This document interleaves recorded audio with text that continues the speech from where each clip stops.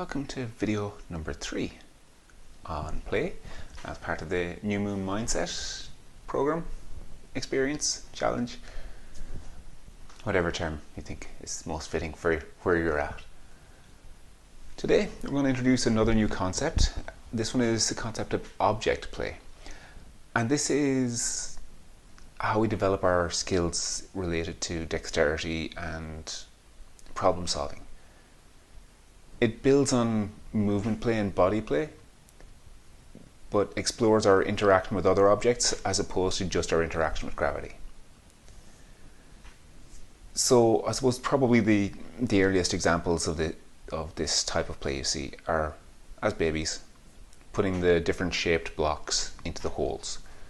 That's where it all starts, so developing our dexterity, our problem solving skills, so that we don't end up just throwing all our toys out of the pram. The concept itself is pretty straightforward. Have an object, manipulate it, move it around, explore. It fits quite well with body and movement play in terms of the task we're going to give you for this. If you're setting aside time, I'd like you to play ball.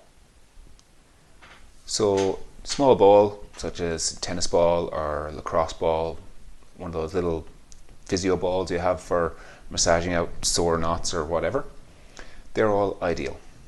So take a ball in one hand and practice throwing. Sorry, don't practice throwing, just play with the ball.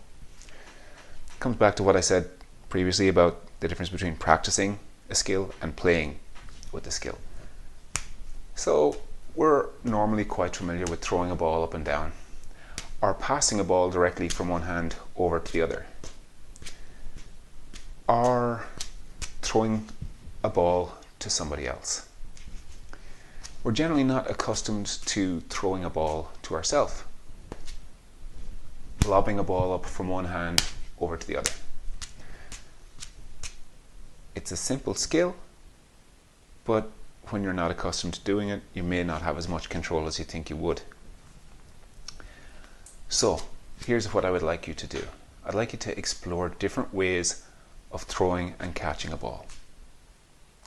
You can explore with different size balls, tennis balls, basketballs, beach balls, those big inflatable gym balls. Explore the world around you with a ball. If it's a small one, it's more suited to throwing and catching style of things. So you can throw from one hand to the other, throw high, throw low, throw against a wall and bounce it back to yourself, throw it and catch it with one hand, throw and catch then with the opposite hand, throw it behind your back, catch with the opposite hand, catch with the same hand, throw under your one leg, again catch with one hand, catch with the other hand. Explore, play, and see how you get on with that task. If, on the other hand, you're more likely to be able to actually develop the habit of the random act of play, just to introduce little things throughout the day, then a simple act of picking up a pen and twiddling it through your fingers is something you can do while you're possibly on the phone or doing something else.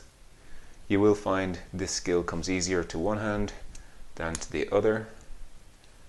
It is something that you will practice. And there we go, I've dropped it. That's part of the fun, the silliness of play. Be prepared to feel silly. That's part and parcel of the joy of it. That's your random act of play for this element. I hope you have fun with that. And we'll see you this evening for our Facebook Live at 9:30 GMT.